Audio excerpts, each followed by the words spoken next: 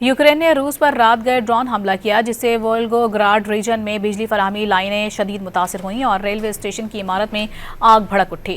रूस के वोल्गोग्राड रीजन के गवर्नर आंद्रे बोचारोफ ने सोशल मीडिया पर अपने पैगाम में बताया कि यूक्रेनी ड्रोन हमले से आर्केडा रेलवे स्टेशन की इमारत में आग लग गई, ताहम पटरियों को कोई नुकसान नहीं पहुंचा। गवर्नर ने बताया कि आर्केडा रेलवे स्टेशन के करीब रेलवे ट्रैक पर यूक्रेन का एक ऐसा ड्रोन भी मिला है जो कि हमले के बाद फट नहीं सका था।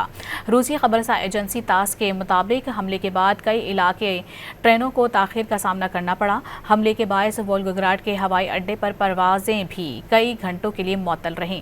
यूक्रेनी ड्रोन हमलों से एलोवेलेंस्की जिले में बिजली फराहमी की एक हाई वोल्टेज लाइन को नुकसान पहुंचा, जिसके बायस एलोवेलेंस्की और नवाही इलाकों को बिजली फराहमी मुनक़ता हो गई।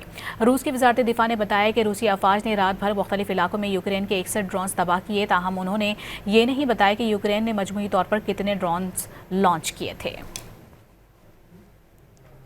यूक्रेन ने रूस पर रात गए ड्रोन हमला किया, जिससे वोल्गोग्राड रीजन में बिजली फराहमी लाइनें शदीद मुतासर हुईं और रेलवे स्टेशन की इमारत में आग भड़क उठी।